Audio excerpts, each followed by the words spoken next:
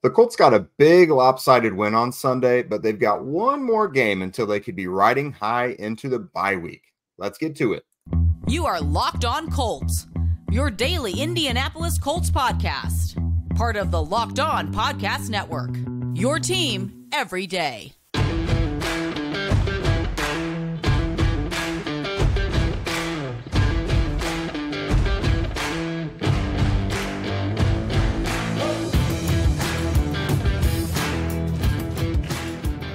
Hello. Thanks for tuning in and making us your first listen of the day. This is your daily podcast covering your Indianapolis Colts, part of the Locked On Podcast Network, your team every day. And today's episode is brought to you by FanDuel. Make every moment more. Right now, new customers get $150 in bonus bets with any winning $5 moneyline bet. That's $150 if your team wins. Visit FanDuel.com/lockedon to get started. What up, everyone? I am Jake Arthur, and he is Zach Hicks. You know the two of us from horseshoehuddle.com. And we are here today to talk to you about our further findings from the Colts' big 27-13 win over the Panthers. And Zach, they needed that one. 3-game skid, finally got away from home, which is a place that they just seem to not be able to win. This is about to be a stretch where they're not home very much. They got this one out in Germany next week, bye week, and then they got the Buccaneers. So a nice little break from their losing tendencies, it seems. But yeah, 27-13. You'd love to say it was a total team effort, but it was a Kenny Moore and defensive team effort. Kenny scoring 14 of his own points in the defense, making a rookie quarterback and Bryce Young look like a rookie. So yeah. Looking back at it, I obviously wasn't able to get in yesterday to give my thoughts. But just, 24 hours later, what has really stood out to you? We'll go ahead and start with the offensive side of the ball. There's a lot of issues on offense right now. And I don't think a lot of the issues come down to scheme or protection or receivers getting open or running backs. So basically when I say a lot of issues, I think the quarterback play needs to be a lot better. At the end of the day, the quarterback play needs to get better. When your entire offense is purposely going into a shell late in the second half because they're scared of their own quarterback turning the ball over, and they're realizing that it's more advantageous to do run and punt it back to Bryce Young and the Carolina offense for the entirety of the fourth quarter, that's a problem. Like, the passing game was just not there whatsoever in this game. I know at the end of the day, Gardner Minshew finished with 127 yards and a touchdown and no turnover. So it looked better than some of the other games, but it's not like he wasn't even being like a game manager in this game because he wasn't really managing the game. He wasn't getting those first downs and keeping drives moving. It was a not game destroyer is kind of what he was playing. In this one, he wasn't destroying your own game by playing horrible football. He was just throwing the ball in the dirt instead of two defenders all game long. So I think when you look at this game, the Colts offense just wasn't good enough whatsoever. And they're lucky their defense was. And a lot of it starts and ends with the quarterback play. Like, I'm not saying it's only on Gardner Minshew. The scheme could have been a little bit better at times. Yes, the offensive line could have been a little bit better in the run game. Running backs could have hit some more holes. But overall, I think when you're looking at the main issue from this one and why it didn't work is Gardner Minshew had a really poor game. And another thing on top of that, which I'm sure you're going to want to talk about here too, is the Josh Downs injury was big. The Josh Downs injury was really, really big early in this game. Yeah, for sure. Because, that's their guy who is a chain mover. And, Isaiah McKenzie is fine, but they're just not the same player. And that is someone who Minshew has been chaotic, like as their starting quarterback, but has been able to lean on Josh Downs quite a bit as someone who is closer to the line of scrimmage and can get things rolling. And so that vacancy is pretty big. Honestly, let's see how much this has to do with each other. But it was actually announced by Ian Rappaport on what's today, Monday, that the Colts worked out Sammy Watkins, free agent wide receiver, veteran Sammy Watkins. And, do they expect Downs to miss a little bit of time? Because he's had, I don't know if it's the same injury. I don't want to speculate. But, he missed some time with the knee injury during the offseason as well. Yeah. And then, this one was something that he kind of was dealing with this week. And then he was questionable, kind of a game time decision coming into the game. was able to give it a go, but, wound up not being able to complete the game. So Sammy Watkins, the Colts worked him out. He's been an outside receiver pretty much his whole career. So I don't think that's like a direct replacement for Downs by any means if Downs were to miss more time. But certainly sitting Downs this week in Germany against the Patriots and then having the bye week, to give him a couple weeks to rest, that's certainly something they could look to do. But no, in general, Downs leaving, Ogletree, he's got the foot as well. That's someone who has been able, specifically with Minshew, to kind of give the Colts a spark downfield as well, because he's kind of a mismatch. So those two guys not being out there, hopefully they're not both missing against the Patriots, because this is another very winnable game for them, an opportunity for them to build some momentum. But yeah, those two being out is not great. Yeah, and the big reason why is, Josh Downs is their quick win wide receiver. We talked about a lot on this podcast throughout the season, is when the Colts need a productive gain, whether that's on first down, you're trying to get 5-6 yards just to keep the sticks moving. If you're on third down, like third and long, third and short, whatever, and just trying to get those conversions, having your quick win wide receiver who's that quick separator to get open against advantageous matchups is such a big asset to have in this offense. So when you lose that and your quarterback's not playing well whatsoever, you just lose all symmetry in your passing game. Like there's just nothing going on there when it comes to the passing game. So they had to rely a lot on RPO passes and pop passes, trying to get the base defense, trying to get Carolina out of their base defense, and they just still weren't able to do it.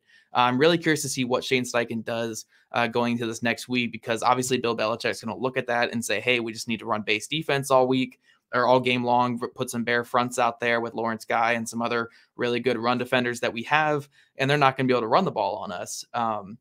And obviously, again, you're going to make Gardner Minshew have to beat you, which he really can't do right now. So I'm curious to see if the Colts kind of lean on, hey, maybe Kylan Granson can kind of be that quick win wide receiver, get him out there in the slot, backside on empty personnel against safeties and against linebackers. Or maybe you move Michael Pittman Jr. into that role, put him into that weak side number 2 guy, more of a slot type receiver, and let him just win with his big body over the middle of the field and get those easy little chunk gains that they need over the middle. So they got to do something with it, because Josh Downs is such an important part of this offense. I think we all saw it this past week. And when your quarterback's not playing well and you don't have your easy separator who can get you those positive yards, that's a recipe for disaster in the passing game, which falls onto your run game and lowers rush success rate in the run game as well. So, yeah, they really got beat up really bad by this Carolina defense because of those factors. And again, at the end of the day, the quarterback needs to play better. There were guys that were open. There was 2 targets to Alec Pierce where Alec Pierce was open on both of them that just weren't even somewhat close. Yeah, they weren't even somewhat close. There were multiple other ones where Minshew had guys down the field and he got to his first hitch and then panicked in the backfield despite there not being a rush and falling down outside the pocket or throwing it in the dirt. Like, it just wasn't a good game from him. I know he's a backup quarterback, but he is a veteran player. You just need better from him going forward if the Colts want to make the playoffs or at least get to 500 this season. Yeah, and they don't have to be like big game breaking plays whatsoever. They can be just the routine things. Like, yeah, you were just, one play that stuck out to me when you were just talking about that was there was a little dump off to Jonathan Taylor on like a third down or something where it was just really low. Taylor had to basically fall down to get it, but I think it was Drew Ogletree was right there just on like a shallow curl that might have got them the first down. Just routine stuff like that. Again, he's a veteran player. That's the kind of stuff you expect him to be able to adjust to. But yeah, that's the kind of stuff. We'll talk about it more before the end of the show, but they know how defenses are going to play them. So it's like, how can you combat that?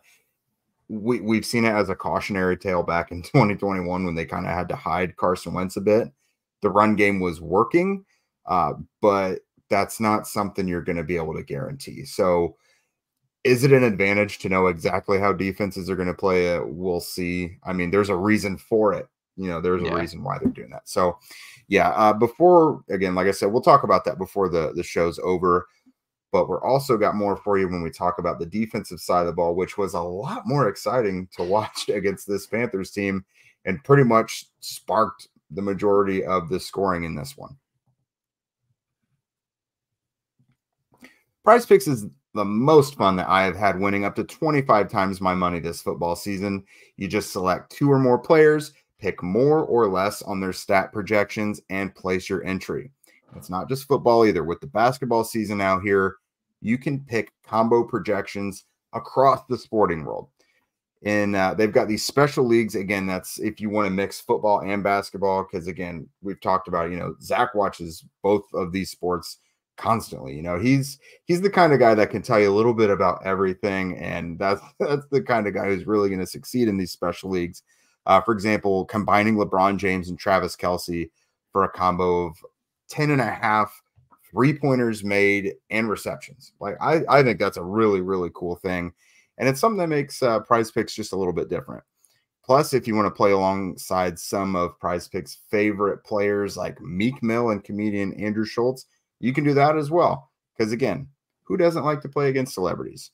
You can find community plays under the promos tab of the app to view entries from some of the biggest names in the PrizePicks community each week. Go to prizepicks.com/LockedOnNFL and use code LockedOnNFL for a first deposit match up to $100.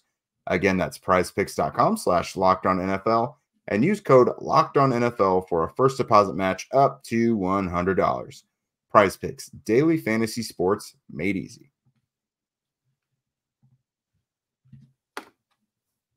Alrighty, guys, so we're jumping into this Colts defense that just had a fantastic overall day against the Carolina Panthers. I actually had a few people on social media coming after me saying, like, Gus Bradley still needs to be fired. The Colts defense wasn't good enough in this game. Like, look, I know this Panthers offense is a train wreck, so it's not as impressive as it would be against any other team to say that the Colts defense held an offense to, 3.5 yards per play, had 5 sacks, had 3 interceptions, 2 of them being pick sixes. But look, at the end of the day, they got the job done. They shut down an opposing NFL offense, and they were able to get the win in this one. I mean, it was so bad. It was so bad for like the Panthers offense versus the Colts defense that, again, the whole second half, the Colts were just doing run, punt it right back, let Bryce Young get us some more points by throwing it to Kenny Moore. And and that was pretty much the whole entire game plan there in the second half. So, this Colts defense was dominant. I thought it was a really interesting game plan by Gus Bradley in terms of, we still saw a lot of the cover 3. Obviously, Gus loves his cover 3, a good chunk of that in there. But there was a lot of Tampa 2, a lot of cover 2. And that's really where Gus Bradley got his start in the NFL. He was with those early Tampa teams during the early days of the Tampa 2. So he was getting a lot of those Tampa 2 looks out there. And that's where Saguna Luby's interception came in. Actually, it was a Tampa 2 coverage. Saguna Luby runs with the vertical tight end route, turns and gets a nice little interception. So see a little bit of variation from Gus Bradley in this one, some too high looks. I know you guys complain that it's all single high, it's all cover 3. Look, we got some old Matt Eberflus type stuff in there with the Tampa 2 and the cover 2. And at the end of the day, the Colts defense was really not too concerned about this passing game that the Panthers had. And if you look at what the results were, they really didn't have a reason to be too concerned about this Panthers passing game. They absolutely shut it down from day one, or from minute 1 in this game all the way until the end. Yeah, and the huge gripe recently has been the cornerbacks because, they played it real risky with this young group, and then some of them started to fall out with injuries and everything. But some guys really, really stepped up. Jalen Jones, if you look at Pro Football Focus's grade, 84.7, second highest graded defender this week. I thought Darrell Baker Jr. bounced back nicely with a 74.7. In just about every game he's played this season, you look at it and be like, oh, that was awful. I think he gave up a couple receptions, but I didn't think there was anything egregious out there. I thought he played tough and looked more confident. And early in the season, that was a player where, maybe was a little lackadaisical in coverage, and I just didn't really see that. And, they weren't scared of the Panthers passing game, but like, the Bryce Young, Adam Thielen connection could have been pretty clutch in this one if they would have allowed it to be, just for one example. But again, I thought in coverage, the defense stepped up really nicely. Now, who knows what the plan would have been, because Tony Brown got injured on the opening kickoff, and he was the big goat of last week. So would he have been the guy? Who knows? But regardless, they hid that well because Darrell Baker Jr. Came in, played pretty well. Another player I thought in the secondary did a good job, at least against the run. Julian Blackmon came in, made some nice flash plays, especially late in the game. Couple of consecutive tackles for loss. I thought that was really big. because in the second half, the run game for the Panthers did get some things moving. Still maybe a little worried about that run defense, but again, no Grover Stewart, which is rough. But you got guys like Ade stepping up. Eric Johnson's growing a little bit, so that's nice to see. I know you've got to be pretty thrilled with what you've seen out of Adebawore. Oh my gosh, Adetomi Adebawore. I mean, he had the most fun 2-play sequence ever, and I've ever seen in a game. I know I keep going crazy about this, but in the first quarter of this game, or I think it was the second quarter. So in the first half, running down a big kick return. This is a 285-pound defensive tackle playing on kick coverage, and he chases down this is the big return the Panthers had where the returner returned it like 40 yards to the 40-yard line. But the guy who ran the guy down was Adetomi Adebawore. Again, 285-pound defensive tackle. And then you go over to the fourth quarter in this game. He's getting some snaps late because the Colts are blowing out the Panthers, and he splits a double team and pass rush, comes down with his first sack of his career. Just the duality of that is so cool to me, seeing a player do those two things. But no, again, this was just a great overall game by the Colts defense. I think the scheme was fine. I think the players played well. Darrell Baker Jr., to go piggyback off what you said, only allowed 4 receptions on 8 targets for 19 yards in this game, had a pass breakup as well.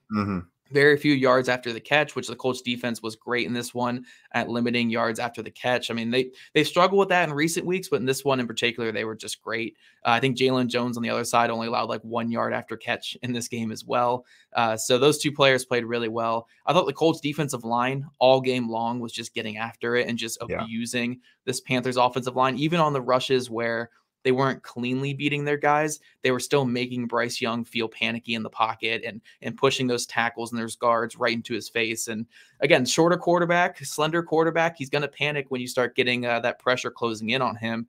And we even saw in the Kenny Moore pick six, the first one in the first half, where the pressure starts closing in, which came from 2 really crazy contributors. Came from Isaiah Land and Jacob Martin, were the 2 edge rushers that caused that pressure. But it led to Bryce Young flicking it out to the flat way too late. Kenny Moore capitalizing with the pick 6. So yeah, just a really, really strong day overall from this Colts defense. And luckily, again, this is going to kind of segue into our next segment about next week's game. The offense they're facing next week is just about as bad as this Panthers one. Quarterback play especially is pretty similar. Maybe they have a little bit better of a run game with the Patriots, but this is another matchup where this Colts defense needs to stack good performances, and they need to come out this next week and show that they are a good defense again and make us all forget about that New Orleans game. I still have it a little bit in the back of my mind. Even though this Carolina game makes me feel a little bit happier, I still have a little bit of that New Orleans game in the back of my mind, but this was a great step in the right direction for the Colts. Yeah, and I loved seeing the Colts leaders really step up and kind of take control, because DeForest Buckner had another game where he played out of his mind. And I thought within context when the plays were made were pretty good. One that really stuck out, he had a tackle for loss of 4 yards when the Panthers were backed up deep in their own territory on 2nd and 5. And then that is when Bryce Young got pressured by a couple guys on the very next play, throws it out to Chuba Hubbard. EJ Speed kills the play on the very next one, punt. Just stuff like that. The timing of it's really good. And Kenny Moore obviously had the 2 pick sixes. That is awesome. And if that's all he would have done all game, that would have been awesome. But he had a couple big plays. He had a 3rd down tackle on Bryce Young in the first quarter that forced a 4th down and a punt. Those guys are just stepping up. And it's not just in spurts. It's throughout the game that they're making these plays. And just those plays that come with a little less fanfare, like defensive tackles getting their hands in the air. I think Buck had 2 pass breakups as well. So really good to see those guys stepping up throughout the game and just not letting things slip through their fingers, because 3 straight losses and the defense has not been great throughout. It's good to see them take that personally and then carry it into this next week, which we'll talk about here shortly. Yeah, guys, we're coming up. We're going to talk about this Colts-Patriots game coming up in Germany. It's going to be a really fun matchup. We're going to preview what we want to see happen in this Colts game, what we want to see from the Colts offense. Can they bounce back? And what we want to see from this Colts defense, and can they continue this strong play that they just had against the Carolina Panthers? But Colts fans, score early this NFL season with FanDuel, America's #1 sportsbook. Right now, new customers get $150 back in bonus bets with any winning a $5 money line bet. That's $150 back if your team wins. If you've been thinking about joining FanDuel, there's no better time to get in on the action. The app is super easy to use, and there's a wide range of betting options that include spreads, player props, over-unders, and more. Guys, over-unders, if you're really feeling this Colts defense right now against the New England Patriots, go over there and hit that under when it drops. I think that's gonna be an interesting one there. We got some confidence again. We got some confidence in the Colts defense. Hit the under maybe on the Patriots point total against the Indianapolis Colts in Germany next week. So visit FanDuel.com/locked-on and kick off the NFL season. FanDuel, official partner of the NFL. All right, Jake. So we're looking ahead to this Patriots game, and obviously the Colts have some injury concerns. We don't know the status of, will Juju Brents be back for this game? Will Braden Smith touch the practice field this week? Yeah. Will Josh Downs or Drew Ogletree play? I mean, those are some big players right there. And, before we really even get into talking about this game, Jake, I feel like the Colts almost certainly should rest anyone who's even kind of iffy for this one. Like, don't rush someone back 1 week before the bye, especially on an overseas game where there's already going to be some jet lag. Like, I'm not saying take this game as like another mini bye or anything and sit a bunch of players, but if you have like Josh Downs, for instance, this week against the Carolina Panthers was a true game time decision where he's going to test out the knee and not be 100% playing in the game. If that's the same situation going into next week, don't play him. Just don't play him. Like, there's no need to push it or to rush it. Let these guys heal up and give them 2 weeks to get healthy if they need it. But a couple injury concerns coming into this one. Zaire Franklin's another one in there who might be out another week if his knee doesn't feel better going into this Germany game. Yeah, because this is already a really disruptive week. Because what are they leaving for Germany with like 3 days or something? Like, you can't just take that whole time to acclimate. You got to practice. You got to get ready for this thing. You got to probably do more media, I got to imagine. So not doing too much. And some of these guys who are already on the fringe, I'm right there with you. Because like Braden Smith, that doesn't seem likely on kind of a short week. Josh Downs, And you could, this is one where you could call up like KJ Hamler to help out behind Isaiah McKenzie in this one for Josh Downs. Like, those guys together could probably get the job done, I've got to imagine. And with Ogletree, to your point, Kylan Granson is back. You have Will Mallory, who's right here. You've got guys who can step up and kind of fill that void. Yeah. And, if Darrell Baker has to play again, they've clearly not shown a lot of confidence in him, but Juju Brents, whether or not he plays, you alluded to, this is not a potent passing game by any means. I don't really think you're scared of Mac Jones too much. So I think you're right. I wouldn't push it too much with these injured guys, but looking at the offense, we've talked about some things that, have kind of got us in the dumps a little bit about them. They're clear. Bill Belichick, regardless of what your strength is, he's known for taking that away. So obviously that is the run game. Luckily for the Colts, they have the luxury of having Jonathan Taylor and Zach Moss. Jonathan Stewart, who we talked to last week, said that changes things for defenses because it's two fresh, powerful running backs all the time. So what would you look at, considering these injuries and considering we know how the Patriots defense is going to play the Colts? How can they counter that in this matchup?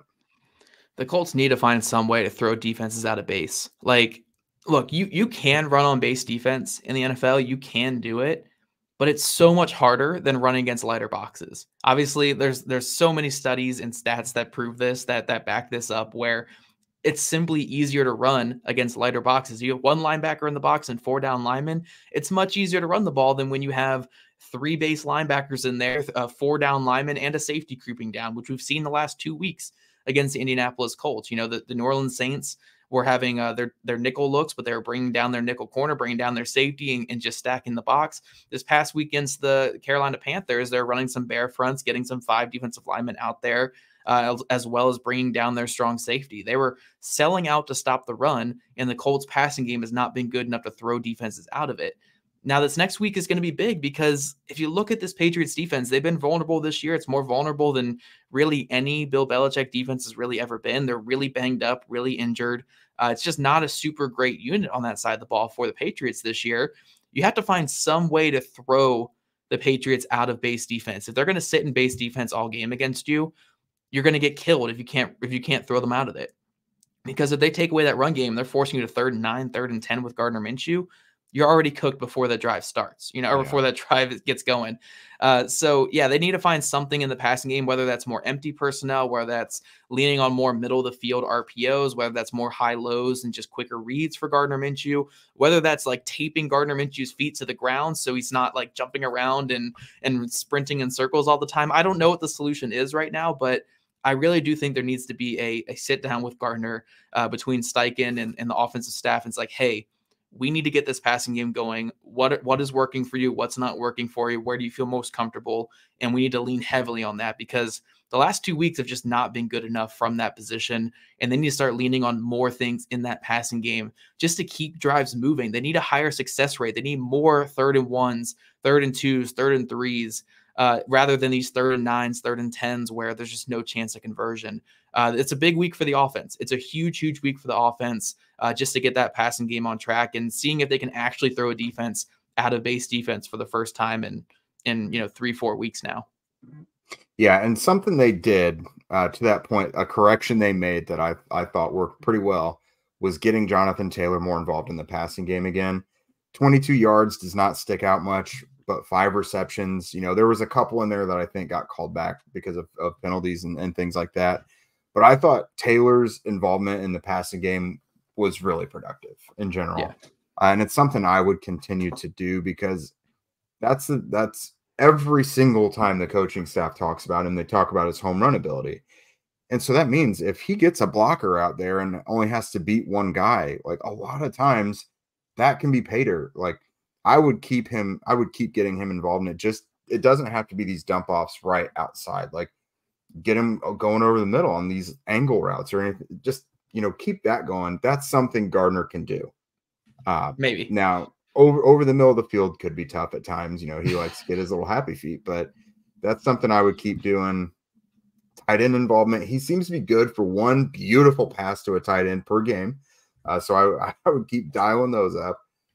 But yeah, all I know is they're not, it's not going well for New England, but I'm still worried. That's a team that sacked the Colts 9 times just last year in the game that got Frank Reich fired. Now, vastly different personnel, but Bill Belichick still knows what he's doing. And he's still facing a quarterback that's not blowing the doors off anyone by any means. So I'm not taking this Patriots team lightly considering what they just did to the Colts last year. Yeah, for sure. It just needs to be a get right on track game for this Colts offense. Need to be able to run the ball again, but especially again, throw defenses out of base. That is the most important thing going forward for this Colts team.